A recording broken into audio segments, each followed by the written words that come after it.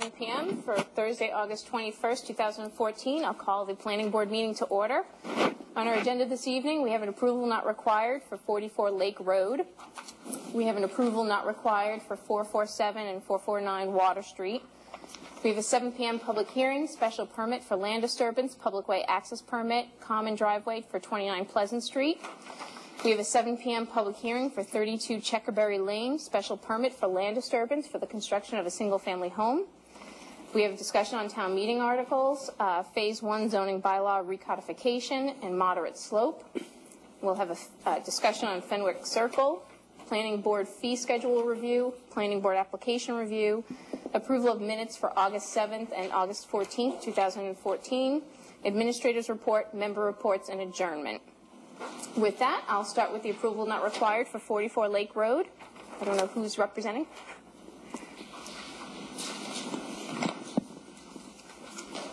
And for members, the plan was document 544-14. Good evening. Perfect timing. Yeah, I just made it.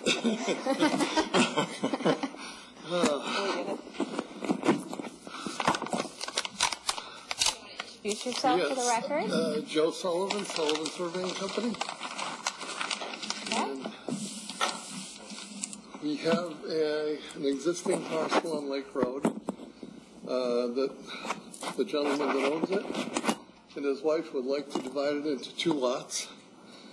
They both have legal frontage, legal area, and I believe the town engineer inspected it, and everything looked okay.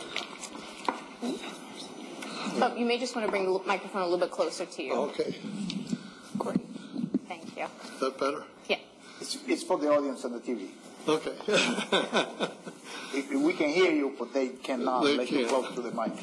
Okay. And in order to do this, they'll be taking the garage off of the house to get side yard setbacks.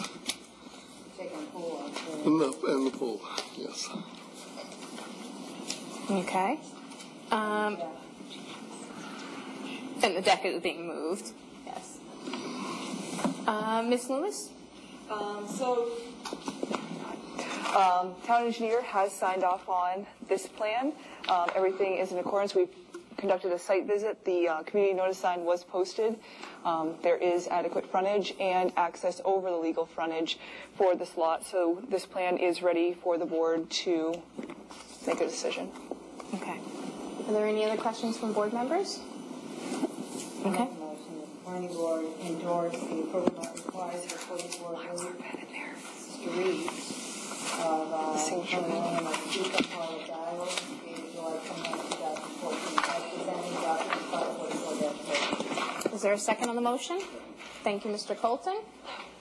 All those in favor of endorsing? Any opposition, abstentions? It's 500. Thank you. Thank you. I think there are 2. Yeah, it's right underneath it. I mean, The sharp. Oh, I handed it to Lou. Oh. Can you just hold it up now? Yeah. Yep. How you doing, Joe? Still going. It's a good thing.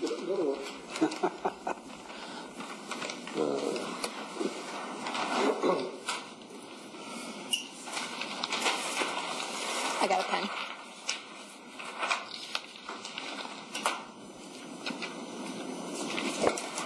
Yeah. And if the folks for 447 and 449 Water Street would like to come up, we'll get started momentarily. Water Street, 447 and 449.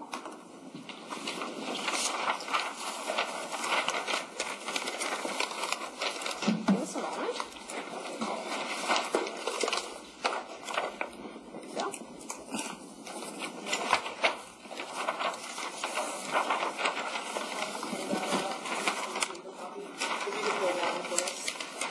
Yes. For board members, for Water Street, it's document 545-14. Both in the electronic and paper copy. Let me just finish up. Thank you. Take a look at that one. 567-14. Oh, the paper copy said 567-14. Thank you.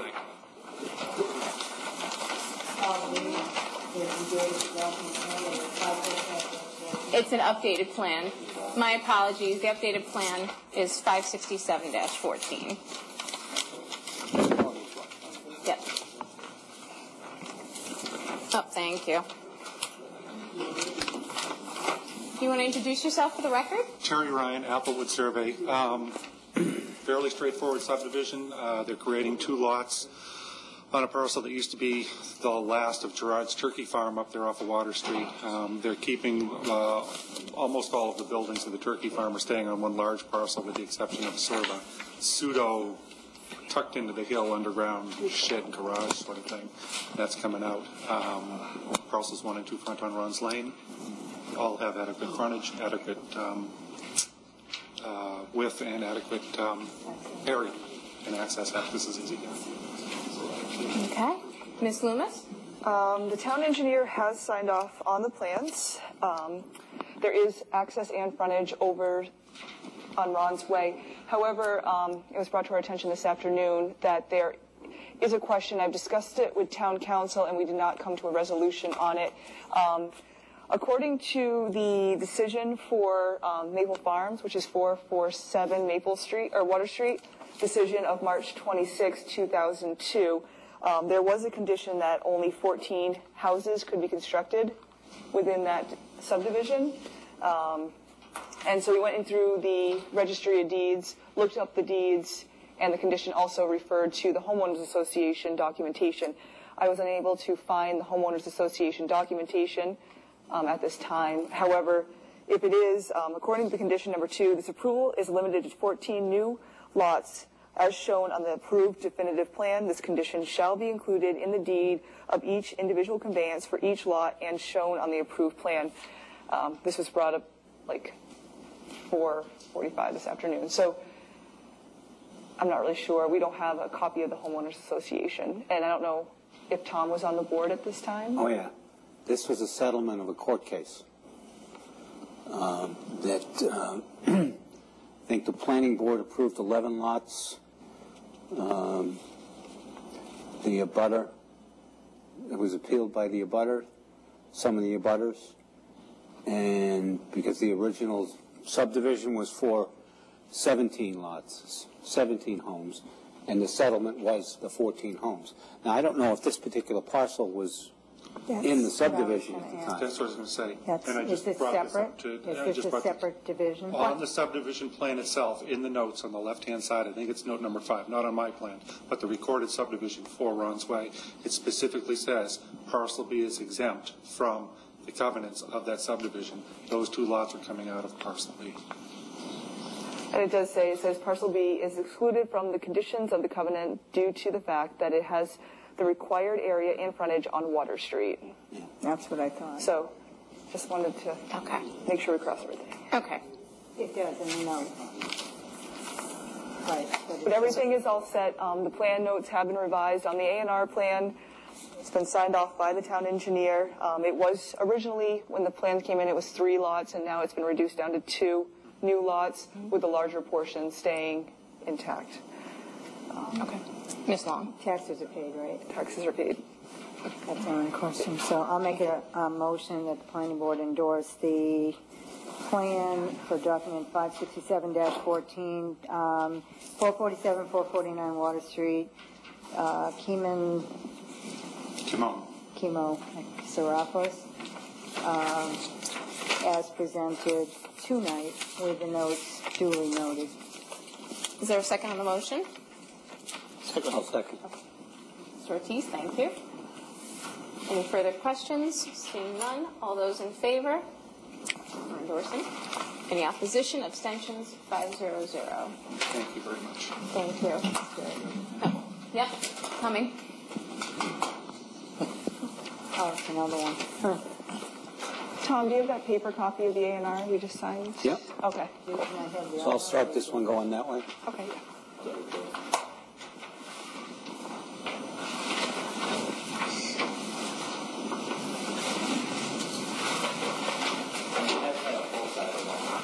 Oh. It's underneath. Oh, okay. Just to sign. That's your copy. This is fine. It's yours to keep now. Want me to sign yours?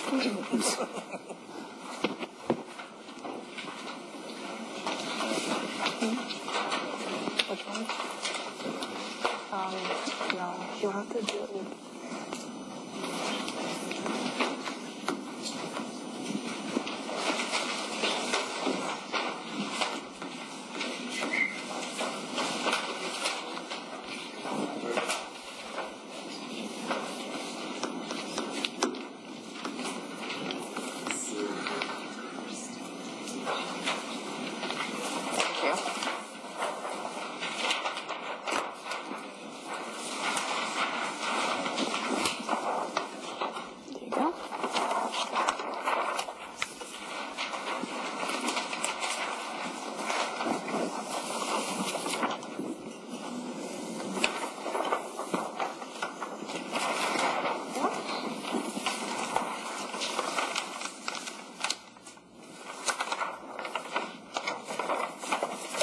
Is Mr. Bemis here yet? Sorry. Do you have a blue folder for third February? Where the engineer is not present yet for 29 Pleasant, I'm going to jump down to the next public hearing, which is for 32 Checkerberry. So if those folks would like to come to the front. And I'll start with the public hearing notice. Pursuant to sections 4H2 and 5E of the Framingham zoning bylaw and the Framingham Planning Board will hold a public hearing on Thursday, August 21st, 2014 at 7 p.m. in the Blondie Room Memorial Building, located at 150 Congress Street, Framingham, Massachusetts. The public hearing will be held to consider the application by Barbara Peaswitz for a special permit for land disturbance and for the construction of a single-family home at 32 Checkerberry Lane in zone single-family residential R4. Said parcel is shown on the Framingham Assessor's Map, sheet 626, Block 1, Lot 288. The application plan submittal is on file for review in the Planning Board office, room B37 of the Memorial Building, and available online at www.framingham.ma.gov on the Planning Board webpage. And with that, I will turn it over to the applicant to introduce themselves. Okay, Joe Sullivan again, Sullivan Surveying Company, and Stanley Pasewicz, the property owner. I don't know if there's anybody here that needs to see this from the audience. It might be helpful where it's a public hearing, and I know if you want to, there's an X marks the spot. Isn't that where we set up? Yeah, that's where you have to set up. Put it on the Put it on a chair. Yeah, you can put it on a chair. I don't know if just as a heads up to Ms. Vassar, if you're going to be in front of it, so I didn't know if that's going to obstruct your view. Only because it's limited to where we can place it for the cable. And yes, you can use that microphone. Okay. I don't know how she's going to see it, but that's all right. The proposal is, it's a single-family lot that's been in existence for quite a while. It's been undeveloped. The proposal is to build one single-family house in the area where the yellow is. This is the lot outlined in pink.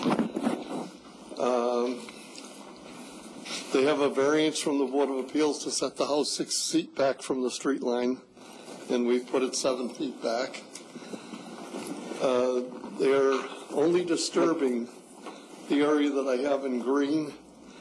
These are proposed retaining walls at the back of the house because this is a pretty steep slope in back. The highest part of the retaining wall is 5 feet, and there are 2 of them. The average is 4.5 feet.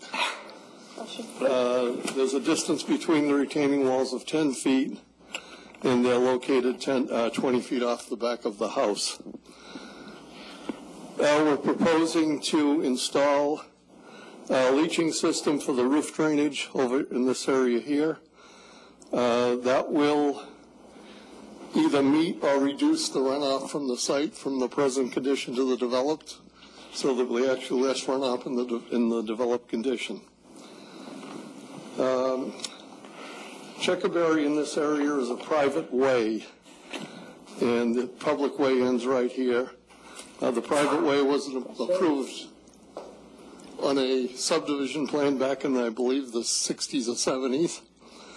So we're proposing to put a driveway out here and right into the public way. If there's any questions, I'll try to answer them. Okay, I'll turn it over to Ms. Loomis first. All the taxes have been paid for this project. It's a special permit for land disturbance, as the applicant had mentioned. It's kind of a it's a straightforward subdivision, land disturbance at this point. We did hold a staff review meeting. It was well attended. DPW had provided comments, as well as conservation and a couple others which have been forwarded to the applicant.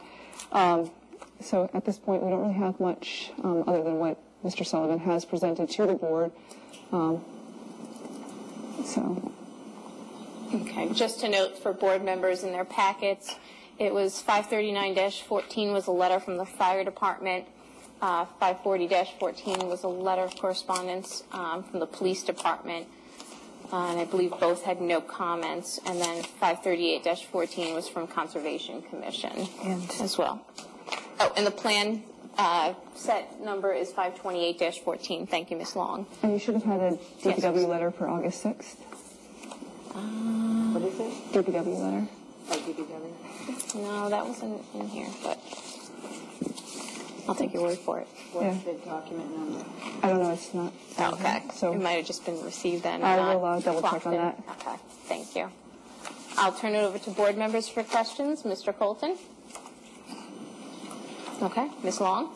I don't have any questions, but I actually walked the site a while back, and so I'm familiar with it. And the property right next door is pretty much identical to what's going on here, and I really don't have any problem with it because it seems like all the properties on that street have been developed in the same fashion. There's been no complaints or problems or erosion issues that have taken place as a result of that. So I just wanted to note that I have walked it, I am familiar with the site, and I don't have a problem with it. We will get to public comments once we finish with board comments or questions. Mr. Ortiz? No. Okay. Mr. Mahoney? I'm just curious, what's the, you may have said this and I was doing something else, what's the length, the area of disturbance? I'm sorry, Tom. Excuse me, what's the area of disturbance? It's about, let's see, 60, about 100 feet by, let me feel it for you, Tom.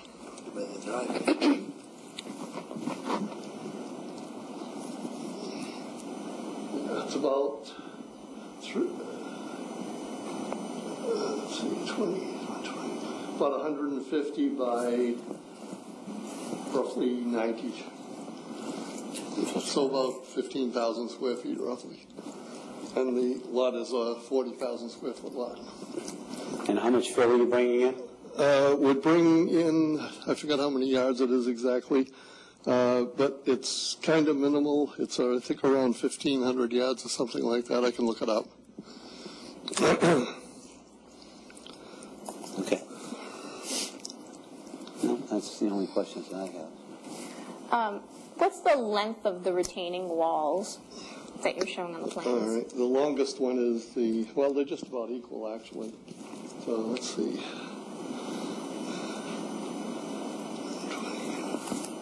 About 160 feet. Okay.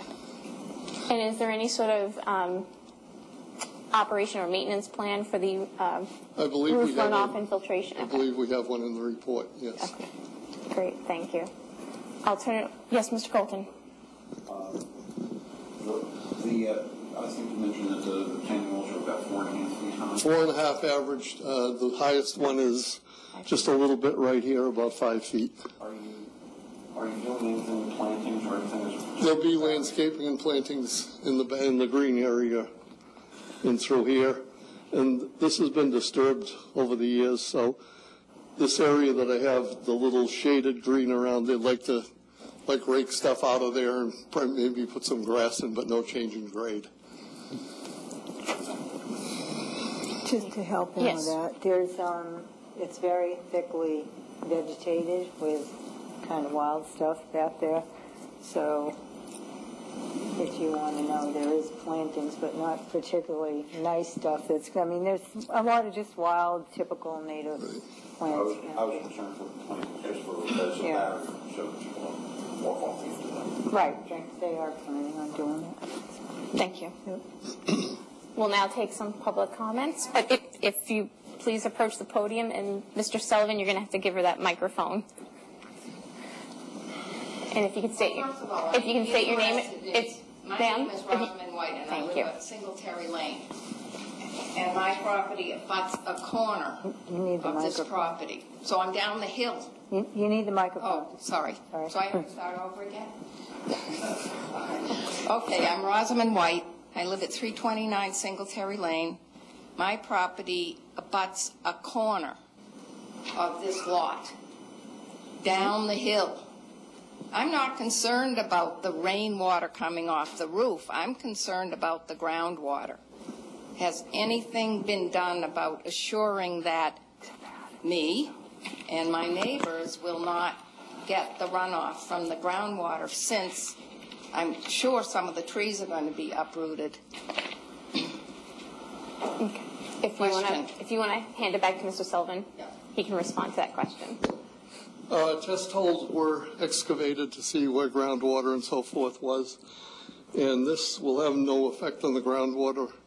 As I said, we're actually collecting the water from the roof. We're collecting some of the water from the lot, and there actually is going to be less water there than there is today. So is it dry wells? What are you doing? The dry wells are right here, yeah, and they'll disperse into the soil, and the retaining walls are behind them.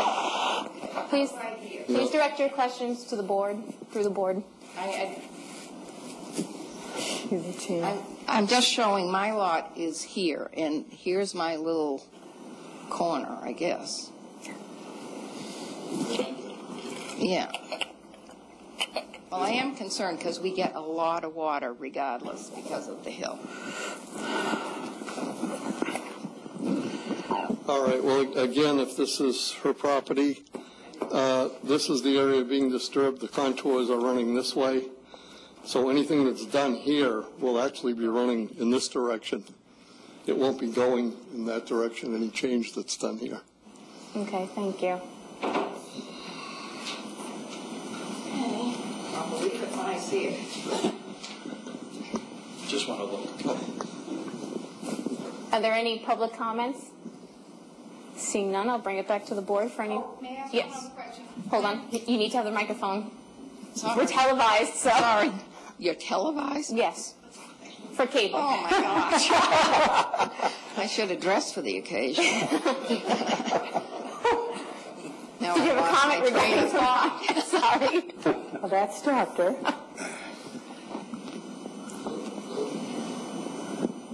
Are there any other public comments?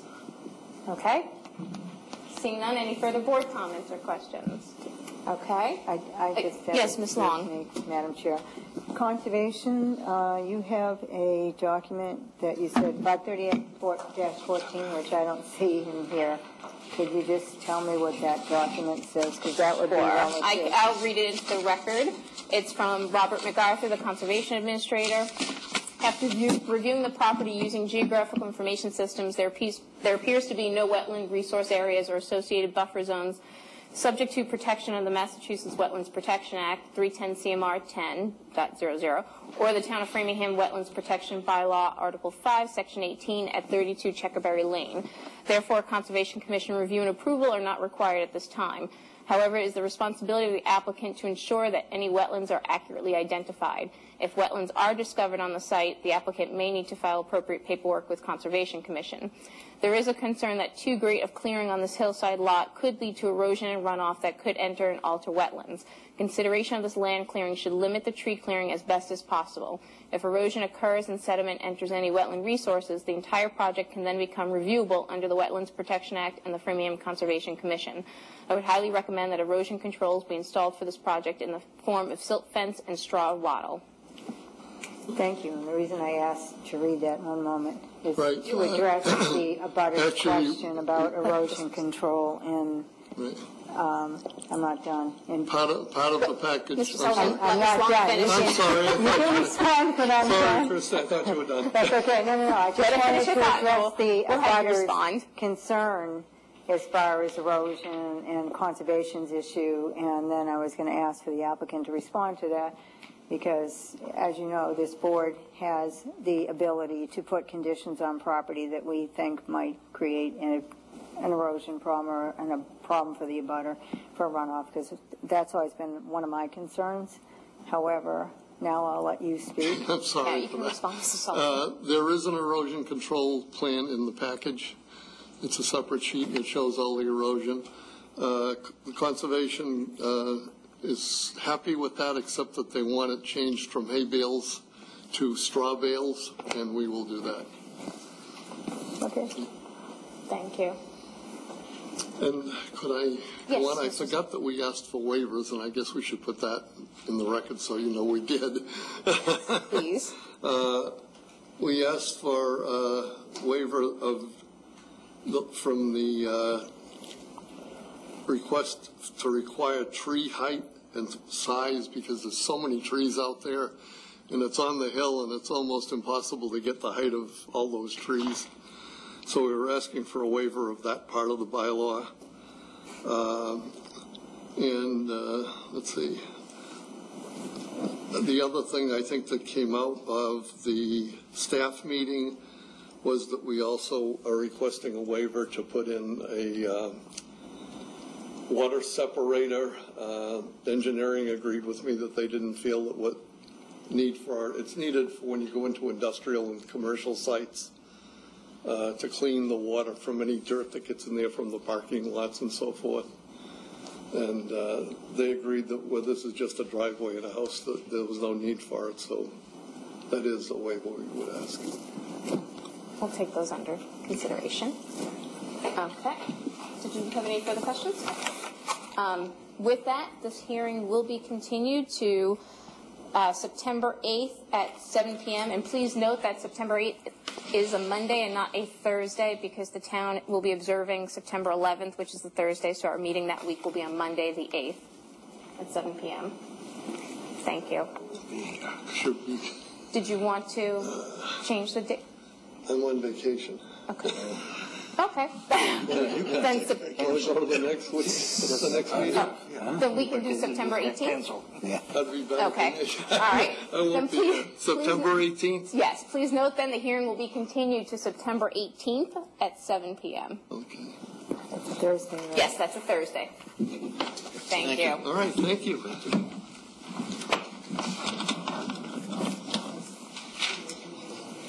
That's easy. All right. Yeah, you want to put that back? Is Mr. Bemis here? Thank you. Thank you.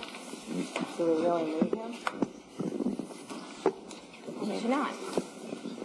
We can do it. Have we heard from Mr. Bemis?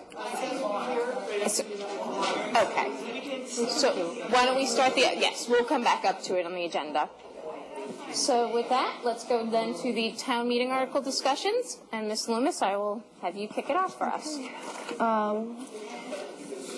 We have a couple items for special town. Here's extras. Let's just wait for that door to shut. Yes. All right, we have a few items that we were looking for fall special town meeting, which will start October 21st. So tonight we will just be discussing phase 1 of the recodification, which has been undertaken by staff. It's currently been presented to the Planning Board, Board of Selectmen, Standing Committee on Planning and Zoning. And it's 568-14 is the document number for the actual article. Yes. There have been some suggested changes, and so Town Council is reviewing those changes. So that's where we're at with the Phase 1 recodification. We did receive a lot of great comments, which are being reviewed by Town Council to make sure that they are legally and consistent with the bylaw in the Phase 1 essence. So tonight what I would request is that the Planning Board request the Board of Selectmen to refer back to the planning board to hold a public hearing for phase 1 of the recodification for fall town meeting. The article has been drafted, which was reviewed and produced by town council. So we would do that. They would request to refer it back at September 8th meeting, and then we could potentially hold a public hearing on September 18th for this. So moved. Okay, is there a second on the motion? That's just to, Mr. Colton? That's to send the article to the Board of Selectmen to have them refer it back to us for the purposes of a public hearing. So we have a motion and a second. Any further discussion on the matter? Seeing none, all those in favor? 500. And then just a real quick follow-up on that. All board members will be here on September 18th, just so if we do set the date. What's that? September 18th to potentially have the public hearing for the Phase 1 zoning bylaw recodification. Will all members be present that evening? I think I will be. Because I think that's an important piece to have. it's kind of huge. That's a Thursday. Yes. It's a Thursday, yes. Because I believe Rosh Hashanah is the following week. Yes, that is correct. All set? Yeah. Okay. So that will be then our targeted hearing date.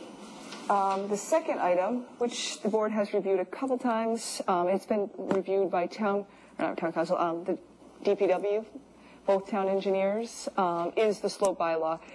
This is something that we had talked about previously. It's not a bylaw standing alone by itself. It's actually a modification to an existing section within the bylaw, which is section 4G3E under dimensional regulations, and 3 lot area regulations, E moderate slope requirement. So as you can see, the red is anything that is new, and then the old language has been crossed out. So it would now read, the term moderate slope is defined and measured by the procedure as prescribed herein as all areas of the entire lot prior to the subdivision of land into individual parcels with natural slopes, or with slopes natural and unaltered less than or equal to 15% over a horizontal distance of 100 feet as measured perpendicular to the contour lines as prescribed herein.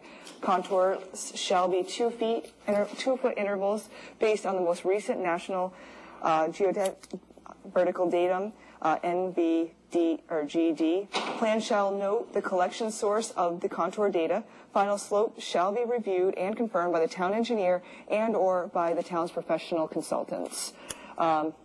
So the major modifications to this section was the deletion of 20% and reducing it down to 15% to be consistent with the rest of the bylaw. Everywhere else it says 15%, and this is the only place that we refer to it as 20%. And then the other item was, the major piece on this was prior to the division of the land. Because what was happening was we would have this large parcel of land, and you could do the 20% slope, but if it doesn't run 100 feet, then it actually doesn't count as 20% slope. So you could actually put the lot lines down prior to it reaching 100 feet, and the entire lot or very minimal areas of the lot would ever reach 20% slope. So this actually helps allow for further review of a lot, and it allows for a better analysis. Also, it's reviewed by the town engineer and or private consultants as needed. So this is obviously not a public hearing, so this is just really a draft. We can discuss it tonight before we send it to the Board of Selectmen if the board chooses to do that, but we would need to hold a public hearing on it if we wanted to move forward at fall town meeting. So we could do that as well and then hold it on September 18th. And then again, tonight's motion would be to send it to the Board of Selectmen to have them refer back to us for the purpose of holding a public hearing. We did get a referral back from the Board of Selectmen about a year ago, but just to make sure everything's up to date and current, and that we're outside the 6-month window for that, I'd just feel better if we redid it. Yeah, Are there any questions from board members? Yes, Ms. Long. Yeah, I would agree, because I don't think any motion we made back then on a referral would really be valid right now. Correct. Also, It's been a year. I think this is kind of important for consistency, and I had talked Well, we brought this up last year, and one of the subdivisions that we had that came in that was difficult kind of prompted us to review this particular section under dimensional regulations and the need for the town engineer to be able to review this prior to some application. So anyhow, I'm very much in favor of this, and I'll make the motion unless anybody else has more to say. Plus, we did have a new town engineer come on board too, so we wanted to make sure that, he But it reviewed gives it us too. more insurance. Yes. Mr. Colton. I did have a discussion with Amanda earlier today about that, and I think my first reading of it created a perception, which I discussed with you, and the perception was that there was some limitation, possibly, or my interpretation, that some limitations on development. And so I think I understand that what we need, what it does now is that it just gives us an opportunity to put it into review with more carefully. It doesn't necessarily cause any restrictions, but it's just a perception of the way we're wording that maybe we might, so it's not misinterpreted by someone else like the way I would at first read it, that it was a restriction. No, it allows for the board to, and the public, and the town engineer and staff to further review a lot, because if we're only seeing what they say, what the applicant would say is 20% based on lot lines that are positioned correctly, then we're actually not reviewing a lot adequately because we're not seeing the whole picture. But if it's prior to, we're looking at the whole lot prior to the division of land and can make a better determination. It also allows the town engineer to better look at the lot, and as well as if we did have a subdivision come in and it wanted to build on the slope, the board could actually kind of move things around a little bit easier. Yep. And I have sent this over to the Standing Committee on Planning and Zoning just so they were aware of it. I know there's a couple in the audience tonight, but I'm hoping that it's not going to be an overload for fall town meeting. That's my only concern, but I don't know if we want to. Oh, our microphone's missing.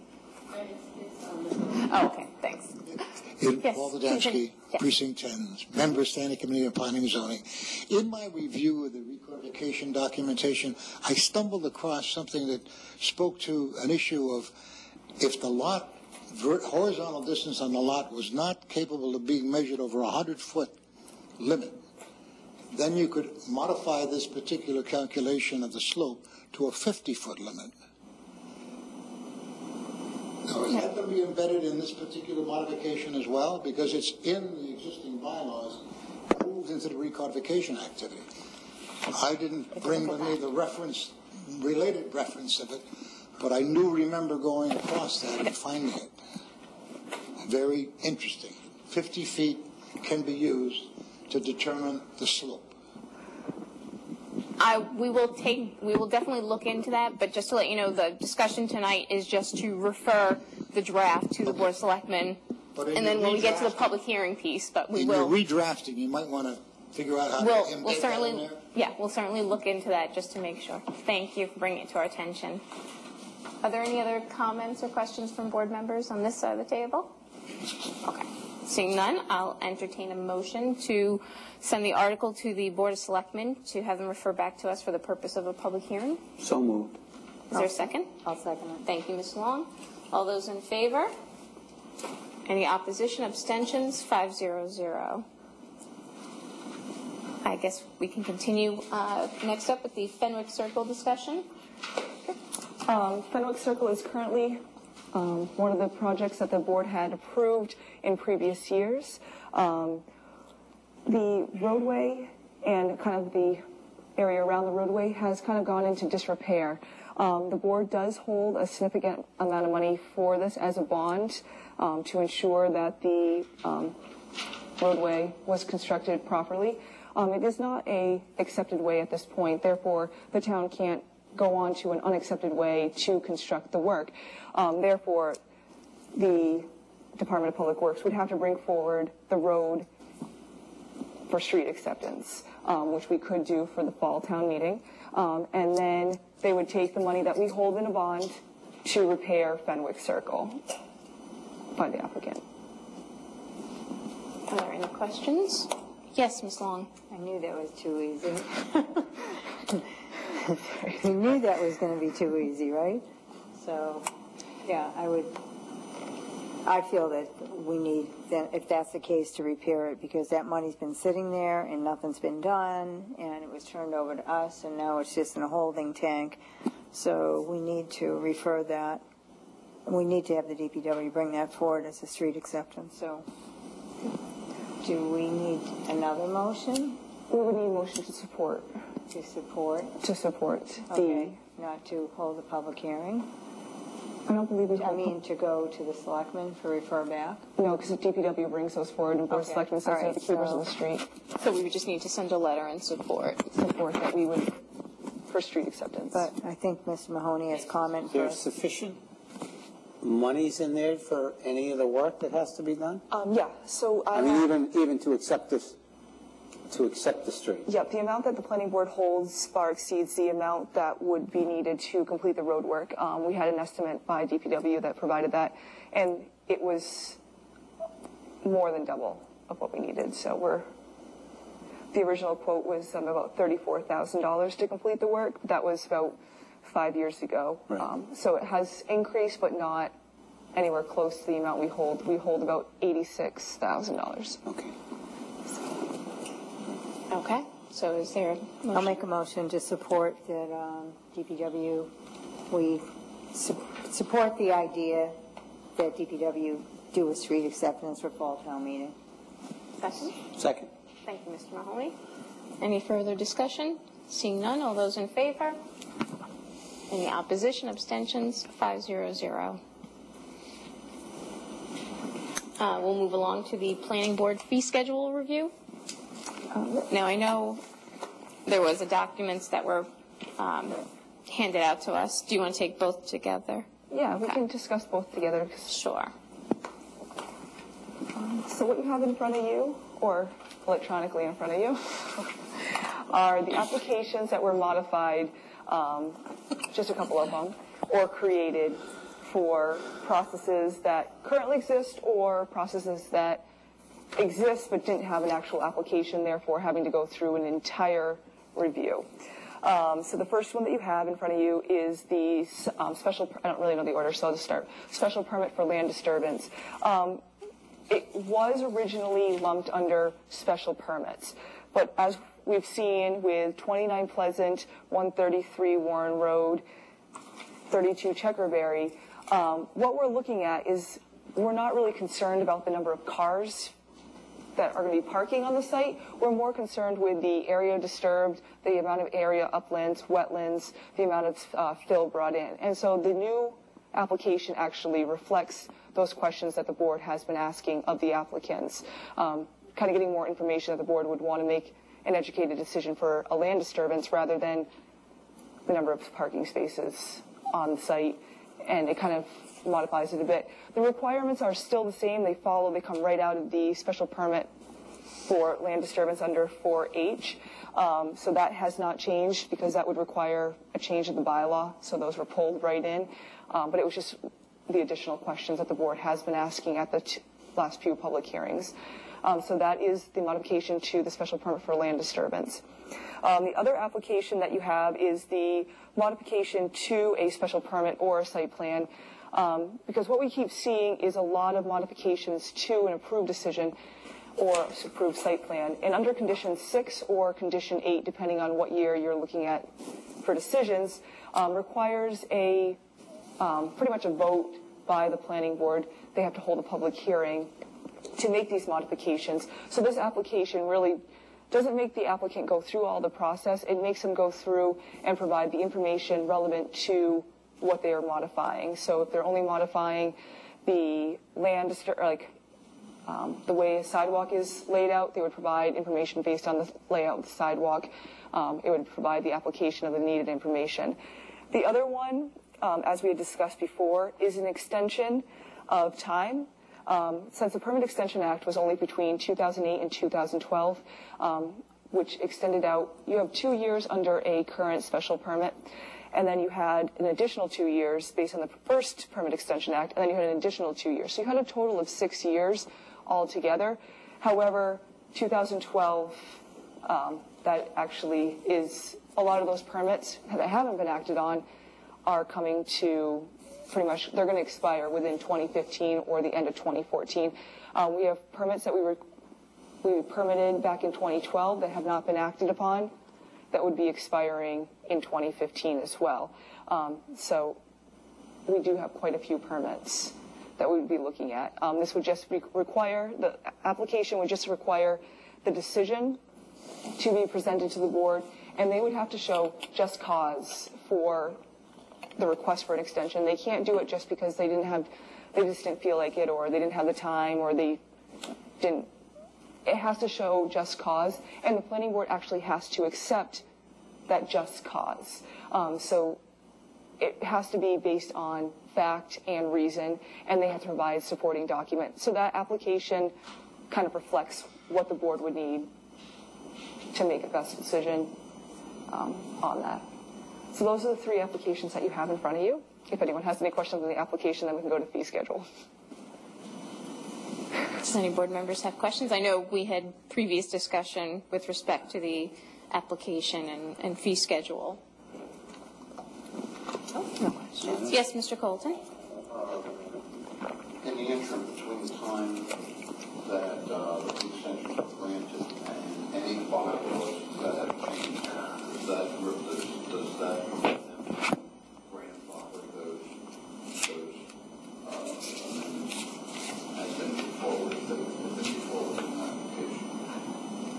Anything that was passed in the interim, does that? Do they hold grandfather? Whatever they were approved under is what they would remain under. If they wanted to make a modification based on a revised bylaw, they would actually have to submit for a modification to the actual plans. They couldn't just revise. This is just for the modification, or the request, the extension of time is only to extend the amount of time of the decision. It's not to make any other changes to the decision other than if they were going to expire, let's just say January 1st of 2015, and they needed, due to financing issues, they had to show 10% of a project, and they completed 10% with one of the smaller projects that they had, but wasn't able to complete the big picture project that they were permitted for.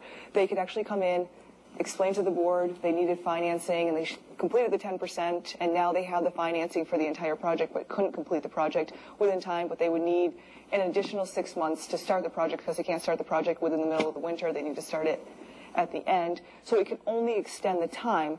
To modify or to make any change to the decision other than the actual amount of time would require a modification to the decision or approved site plan. But if they modified their plan, they may be different terms permitted to do. They do something, if they come in with a different plan, different set of drawings. If they come in with a different set of drawings, if they have not been approved by the planning board, then those don't qualify underneath the extension of time.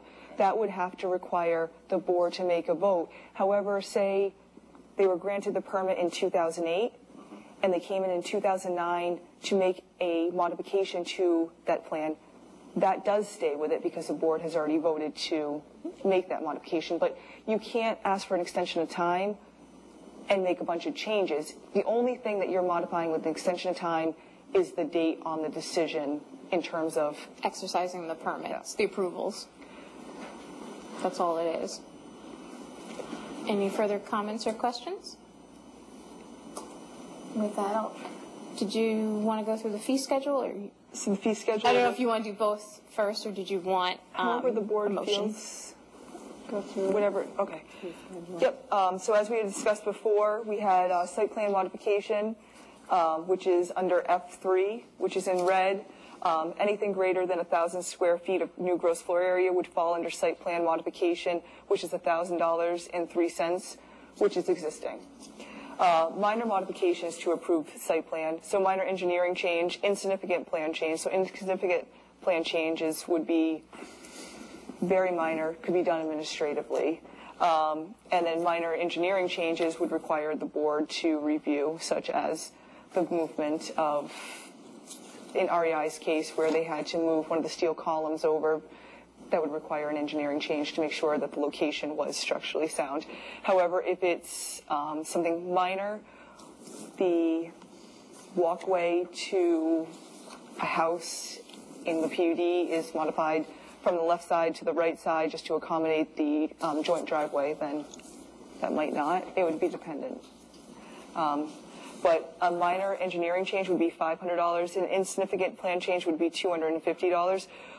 Those were consistent with other towns that we had reviewed or consistent with our existing fee schedule because we didn't want to make, some towns actually had insignificant plan changes or minor changes up in the $1,000, but if you can get a site plan for $500, it didn't make sense to make a minor change more than what you could get that for. And then G2 would just be the modification, so extension, because extension would actually fall underneath I, extension of time for an approved site plan or special permit would be $200, because we wouldn't want it multiple places. So, if anyone has any questions.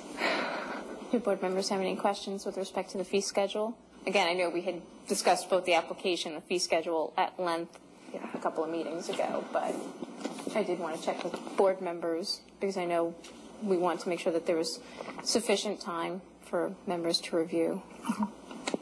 Ms. Long? I don't have any questions, but I'm hoping that we get this done relatively soon because I think we've had a lot of very large inconsistency in fee structure, and I think that it's kind of important with revamping the way the board does business and the way we deal with applications and with development.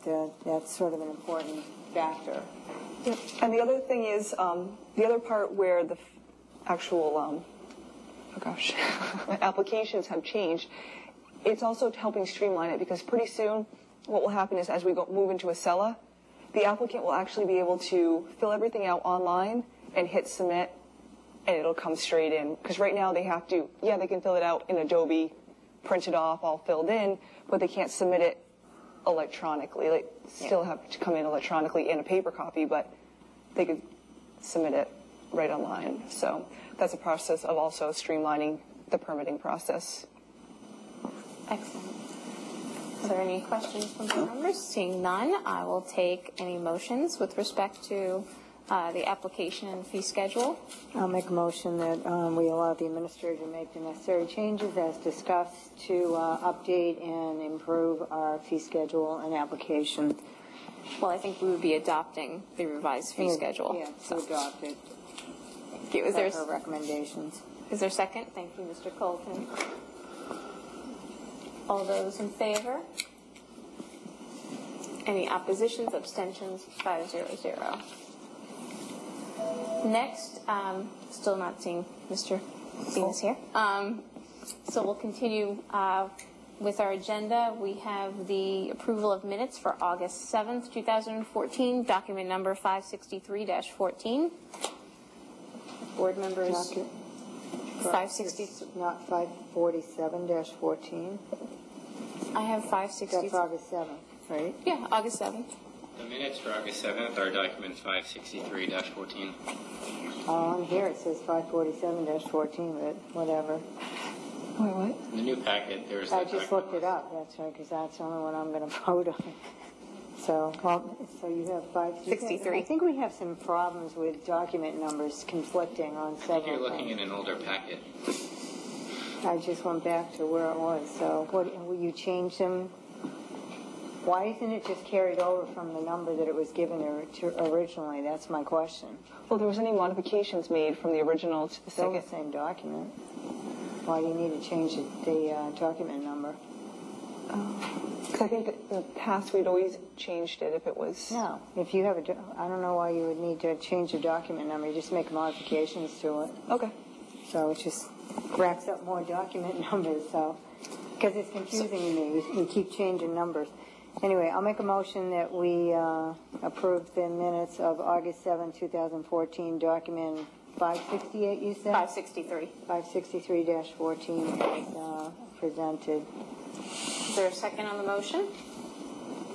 Second. Thank you, Mr. Mahoney. Any discussion on the approval of minutes for August 7th? Seeing none, all those in favor? Any opposition? Abstentions? 500. Next, we have the minutes for August 14th.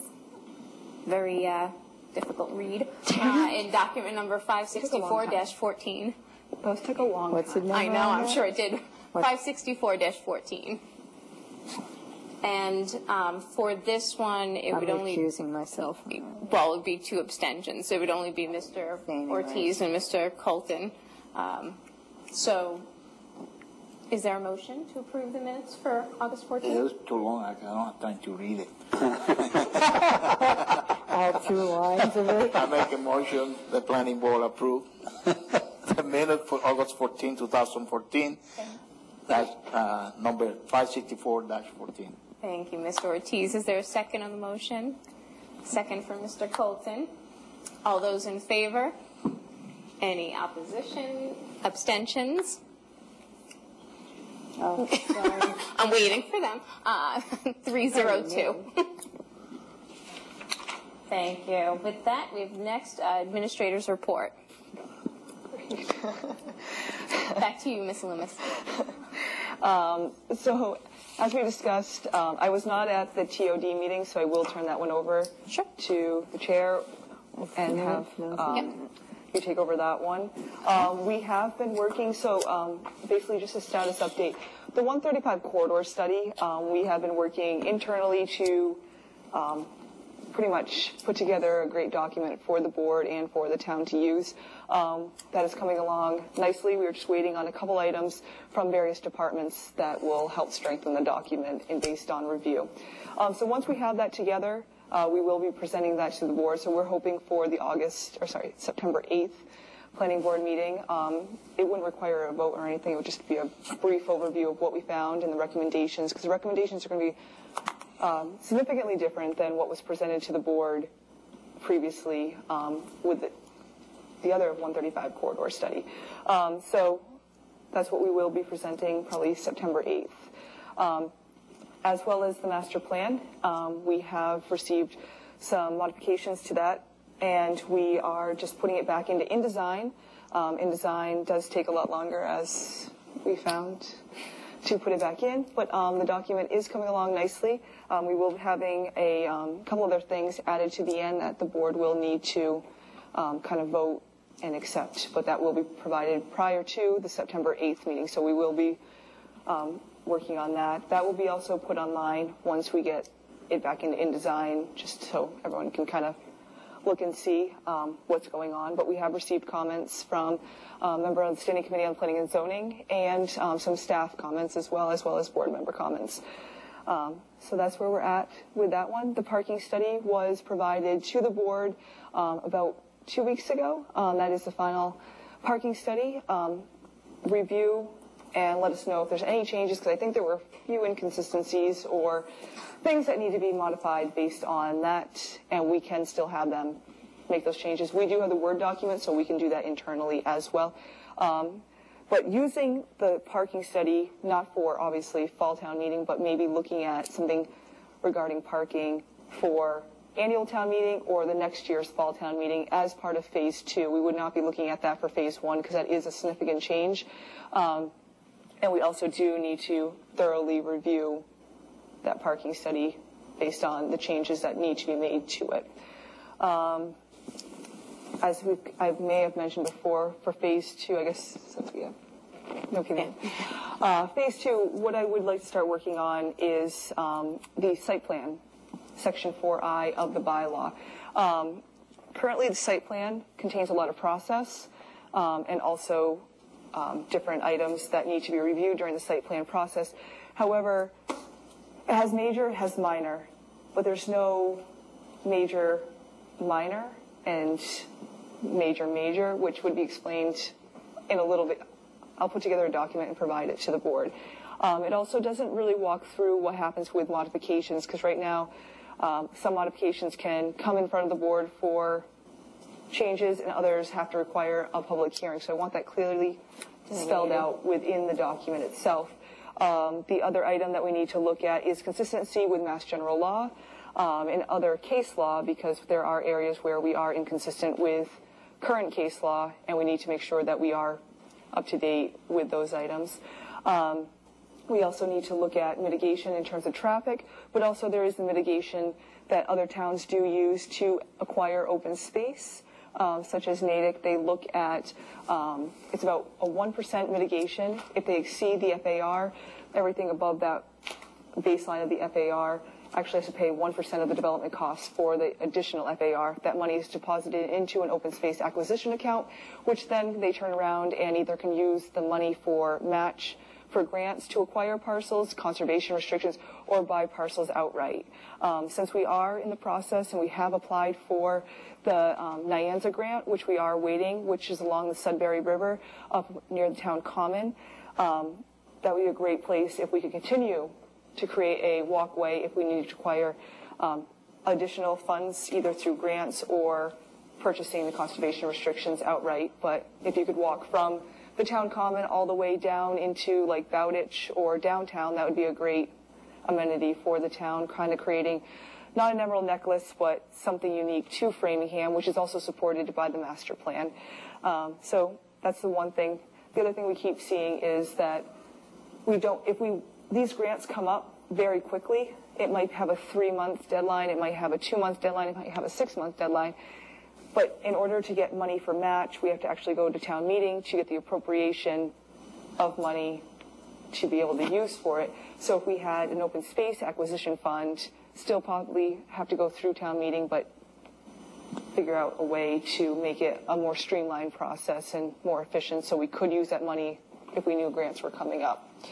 And a few other things for site plan review, but that would be a phase 2, not during fall town meeting of this year. Just really looking at seeing what we can do for site plan review, because there's a lot of items, as you can see through the recodification process, that fall on site plan review, and there's a lot of items where the process is spelled out in each special permit bylaw, but it's actually the same as a lot of them. So we would be using site plan review as a basis and then making modifications from there. Or in the case of like neighborhood cluster agriculture, open space cluster, 55 and over, historic redevelopment, those kind of require a different review because they're housing compared to a commercial property. So putting those kind of like under an umbrella, outlining the process for those, but then here's your tools that you can use for different unique types of housing development, whether it be coupling open space cluster development with an over 55 or historic reuse, but it would all be in one location, so it would be very streamlined, easy to use. Okay, so kind of. Is that yeah, conclude your report? Okay. Yeah, at this point, I can't. No problem. Why don't we go to member reports then? Wasn't expecting her. Yes, Mr. Muller. I just want to report on 39 Howard Street. If you recall, as part of the decision, the proponent was to go to the Traffic and Roadway Safety Committee about the handicap space, or designated a space on Franklin Street in front of the 39 Howard for the handicap space. That was discussed at the Traffic and Roadway Safety Committee, but it was decided by the committee. They haven't, they haven't designated handicap spaces on public ways in the past, and they didn't want to start at this point. So the applicant or the applicant's representative didn't show to the Traffic and Roadway Safety Committee. So it was more or less, it was up to me to explain to them exactly what transpired from during our hearing process. So having said all that, the committee decided not to take no action on that particular item. Okay. Any reports? No. Ms. Long, Mr. Colton? Okay. I will mention the TOD meeting, roundtable meeting that was yesterday, and Mr. Mello, I know Mr. Adamski was there as well, so Mr. Mello can chime in if I miss anything. But yesterday's discussion focused more around the preliminary data and review that the consultant teams had put together. It was LDS Consulting and RKG Associates was looking at the market analysis, looking at the demand, so the demographic data of the area, looking at what the existing, what's existing in terms of retail, commercial, housing, and then what the demand is to increase housing of different types and what those types might be in the downtown. So they kind of presented their preliminary data, and then GPI had presented kind of the transportation options, what's existing in terms of resources such as the commuter rail, Metro SRTA. They also spent quite a bit of time regarding the study that took place for the depression of the roadway to help alleviate the congestion that's caused with the commuter rail, with the rail crossing. So they spent a lot of time talking about those alternatives, and that was GPI and both Cecil Group. And then the third piece of the study or preliminary data analysis was the zoning piece that MAPC, or Metropolitan Area Planning Council, took a look at the existing zoning districts, including the parking regulations, and kind of what some of the recommendations coming forward might be, whether we look at some of the underlying zoning districts to make changes, or if it's best to look at an overlay zoning scenario for the downtown. So again, this was to sort of present their preliminary analysis and review. They've done some site walks, they've done some interviews, the data gathering. They interviewed town staff, they had members of the development community present, so they were able to get kind of some initial feedback within the room, and then they're going to be fine-tuning that input to come up with some recommendations in those different areas. Did I miss anything? No, it was a very preliminary yet thoughtful discussion, and I'm looking forward to the next meeting for sure. Yeah, it was pretty interesting and pretty helpful. You know, all the different pieces. Where was it? It was held here. Oh. Yeah. So, I see we have Mr. Bemis present, so I will have you come up for the continued public hearing for 29 Pleasant Street, special permit for land disturbance, public way access permit, and common driveway. Do you need your easel again tonight? The chair. The chair is going to have to do for... Here, right there. Folks, it's going to be in front of you a little bit. I see it. And you see, okay, there we go. Thank you. I appreciate it. Can I begin? I just want to refer to board members. We have some revisions and some documents, I believe 562-14, and then there was also a memo from Mr. Bemis, 561-14. Now you can introduce yourself and begin. Yes, Peter Bemis, Engineer and Design Consultants. I'm here this evening with Robert DePietri as well. He's the applicant for the project. So again, our land disturbance permit, we have a revised plan. You would have gotten the two sheets. I have sheet 2 in the front. We were before conservation last night, so I'm going to start with that. The plans are dated 8/12, and on the plan it shows the new wetland line. The wetland line I have illustrated here for you is in green. On the plans that you have, it would be the bold line, and that line represents flagging that was done by Ecotech. Ecotech was the peer review consultant that the Conservation Commission retained. In some instances, the flags are identical to the ones that Goddard Associates had hung, and in other instances, they have a R associated with the flag number, and that is the one that that Art Allen had hung. Our survey crew went out, located those flags, and in response to the flag locations, we have revised the plans. Every lot was affected. Probably the most affected would have been Lot 1. On Lot 1, we actually changed the footprint of the dwelling that was being proposed. It is afforded a greater setback on the right side of the house in order to be set back sufficiently in order to meet the 30-foot no-touch zone. So I'm just going to go to the plan, and I'll come back to the mic.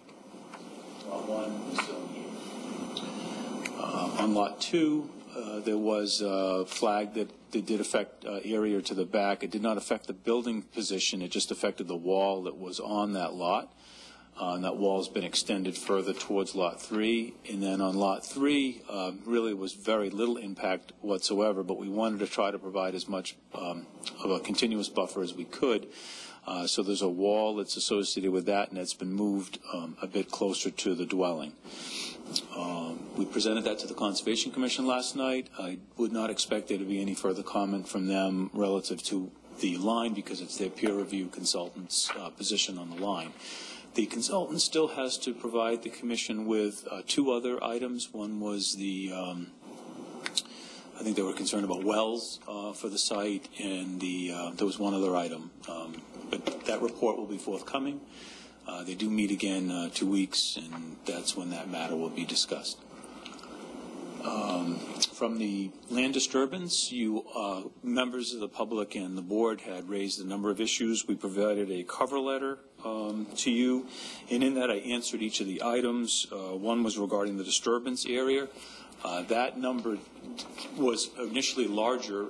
It's obviously been reduced in order for us to comply with the 30-foot no-touch zone. We actually have less affected area than when we had the last time we met with you. But the number on my cover letter is correct.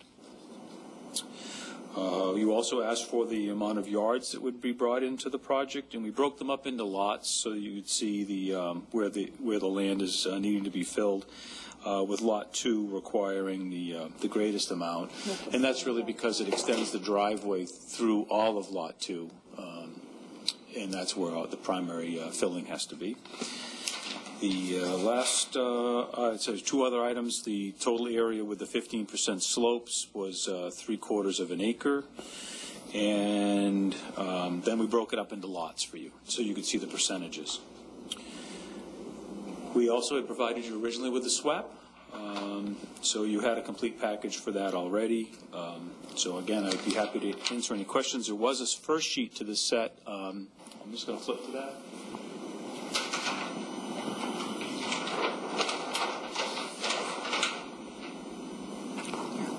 So this sheet wouldn't have had any revisions on the area other than the wetland flags and the 30-foot no-touch. The footprint of the house on the lower left exhibit, which is the planting plan.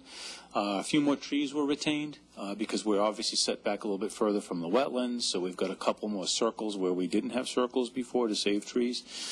The tree configuration layout remains the same. So I'd be happy to answer any questions. Thank you. Okay, I'll turn it over to Ms. Loomis. So the answers for all the questions that were asked during the last public hearing for this project have been pretty much addressed during Mr. Bemis's document. Conservation Commission, I believe, has their meeting in September to accept the lines. Therefore, at this point, everything is kind of dependent on them accepting them, which I believe that they were indicating they were going to, but I'm not a voting member of that board at this point. So that's where we're at with this. And then the area north of all the development, was there anything going to be happening up there, or was that kind of a... Because Amanda came up with a nice idea, and we ran it by the owner, and they are receptive to this. We're just waiting for conservation to kind of put everything on the table for us, but we're interested in considering a conservation restriction. And that conservation restriction could be managed by one of the local agencies that does that in town. So I think we'd be going down that path with this. We just want to know kind of where we're going to be with everything before we commit to it, as you might expect. But we're certainly receptive to it. Thank you. Thank you. I'll now take questions and comments from board members. I'll start from the opposite end of the table. Mr. Mahoney? I'm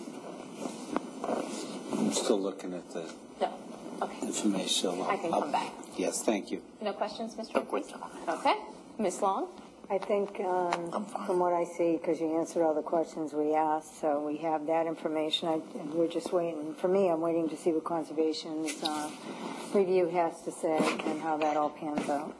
So other than that, I have no other questions. Okay. Mr. Colton? Yeah, I have a number of questions, but I think I'm waiting to get a little bit more information. I'm having a little difficulty getting this. Okay.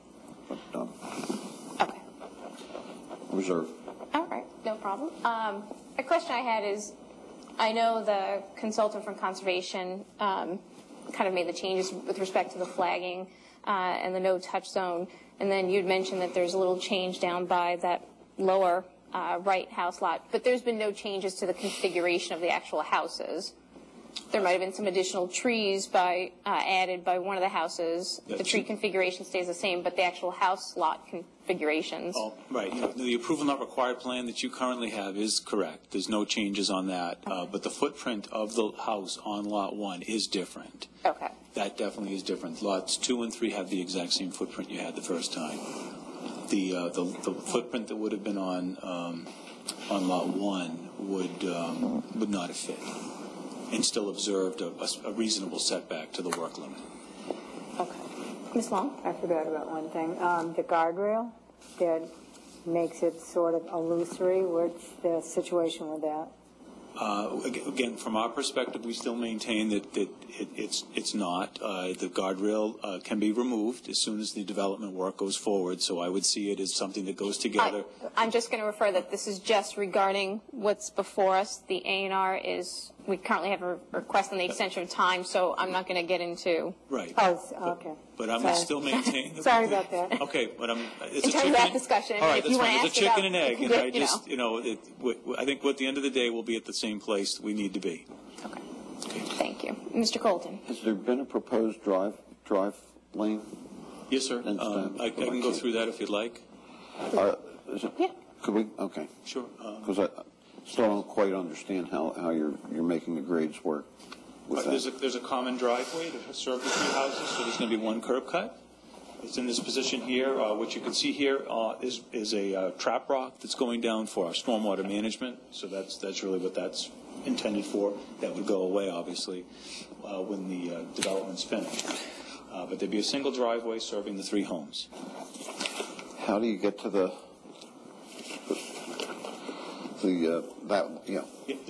I'll just trace the line. Okay, so you come in off of Pleasant Street. The driveway and garage are located here. So you're coming in on a side entry. Isn't there how is that the amount of fill that you're putting there? Because that's at that point that's a pretty low point. There's fill going in there, yes, sir. You want to get an idea of how much fill goes at that location? I could tell you that. That's the 70 contour right here, and the garage floor is proposed to be at 77.5, so there'll be 7.5 feet of fill at that position right there. Wow. To come in off the street. That's why I'm saying to you that when we're done with the project, the front yard of this, it's going to still come off of Pleasant Street. It'll still go down, but it's not going to go down anywhere near what it does today. Okay, so continue. Yeah. Okay. So I'll trace it back. So then you go back. It's coming into Lot 2 here. Again, another side entry garage, and then you follow down to the back to go into Lot 3. No, Lot 3's not with a another problem. side entry garage. Yeah, that's not a problem. Okay. I just see a struggle with this Lot 1. Well, Lot 1, we originally had proposed coming in with a driveway straight, Pleasant Street. As you know, there's a parking lot as you go to the further to the right on this site. So we were keeping it off to the left just before the parking lot. Just having 2 curb cuts in close proximity to each other just didn't stand to reason from our perspective, and it actually made a much better development to tie them all together. So we kind of looked at this as our alternatives analysis when we initially analyzed it. We met with staff, and the conclusion was that the common driveway was preferred. How big is the retaining wall going to be behind that? The retaining walls, for the most part, 4 feet would be the max on them. I mean, they're going to vary. They're going to go down to like a foot or 2 4 feet? 4 feet, yes, sir. That's after the 7.5 foot of fill. Yes, that's right. That's right. Because that's just you asked at that one position. So at that position right here at the garage, it's going to be that fill. But if you go to the back of that lot, the back of this house is at 170. That's the grade there. It's at 170. Okay. So we're just resolving grade from front to back. And we're basically using the foundation of the home to do most of that, because the front of the house would be about 8 feet above the back of the house. Okay. Thank you. Thank you. Mr. Mahoney? I have a question. In the cover letter that you put together, you got an inconsistency on Lot 1. According to your plan set, Lot 1 is 12,000 and change as far as square footage is concerned, of which you have 8,700 slopes greater than 15% or 67%. But yet, in this cover letter that you put together, you have the upland area on Lot 1 of 34,151 square feet. So how's that possible? If your plan set says 12,000, whatever, 800? 12,969. I'm not going to disagree with you, sir.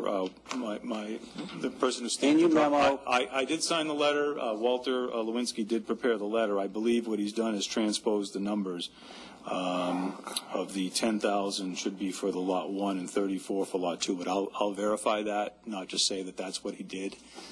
But he wrote the letter. I did sign it, so I will find out why there's a. But I would not disagree with you. The numbers wouldn't make sense. Because the lot area, but I think I'm going to find that they're just swapped. That makes sense that it's probably around 10,000. Right. That exactly that he's just mistransposed the numbers when he prepared the letter. And typically those numbers are put on the site plan too, so that I think they are on the upper left here, sir. Just a moment. Are they?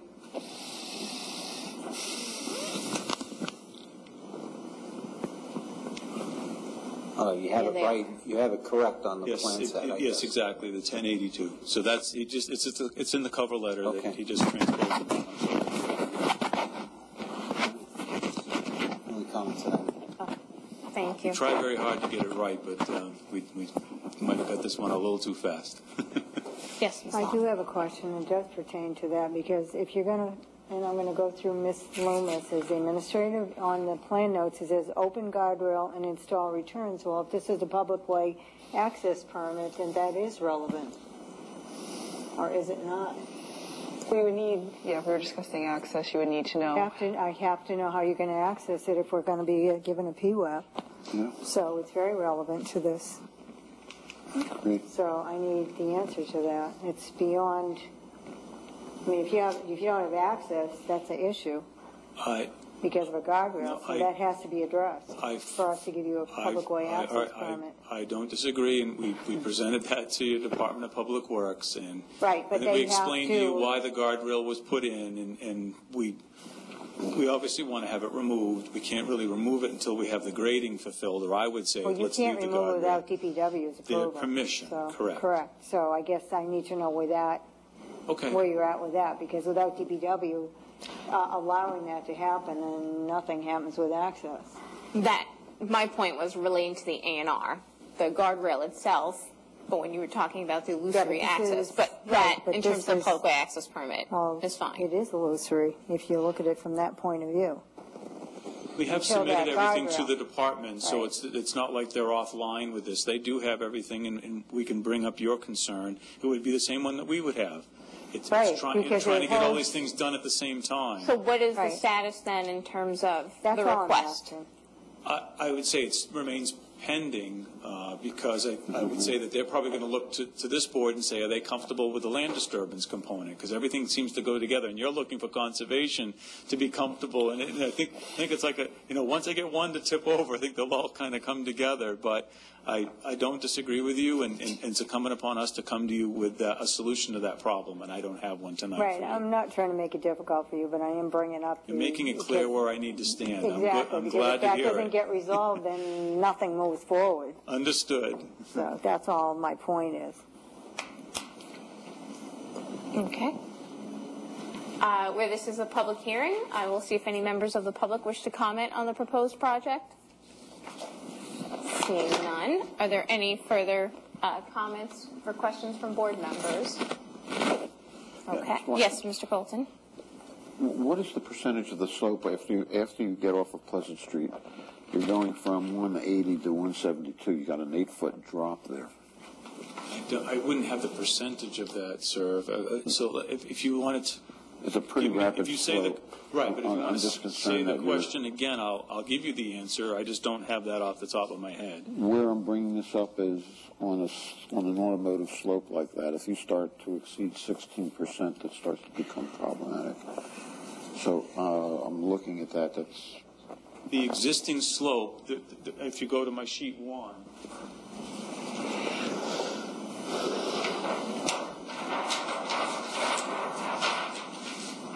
I'm not disagreeing. That is an existing slope that's going to be on the order of 15%, okay, because that's what we've highlighted as such. That's not going to be the slope when we're done construction. That's what it is under its pre-construction condition.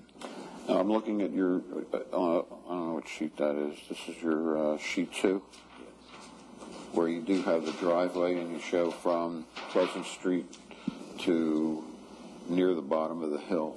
You go from 180 to 172.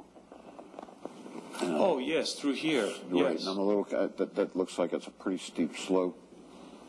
It's 5%, and I know we try to keep this from exceeding a maximum. I don't have my scale with me, or I could tell you what that number is right now for percentage. I can tell you what that is through another cover letter when I answer it, but it's not excessive. It's not exceeding 6%. No, it should. Oh no, it's probably in the order of 8%. Okay. No, we try to keep the driveway at a shallow pitch. Okay.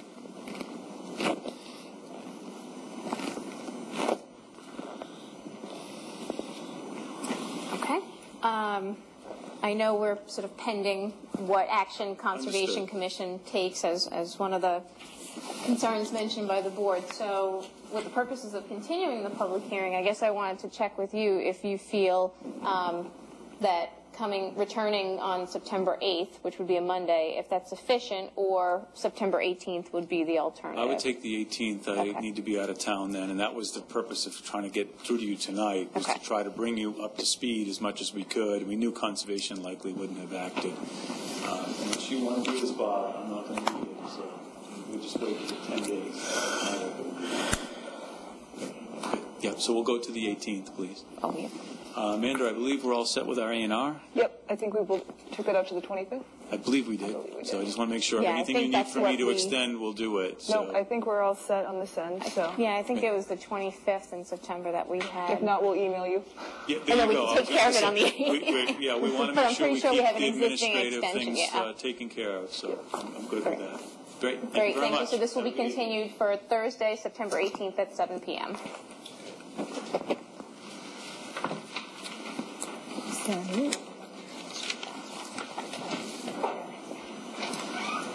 Okay, that does complete our agenda, so unless there's Motion to adjourn. Second. Thank you. All those in favor? This meeting is now adjourned. It's 8:28. You are watching The Government Channel, a service of the Town of Framingham. The Government Channel broadcasts meetings and events held by the Town of Framingham.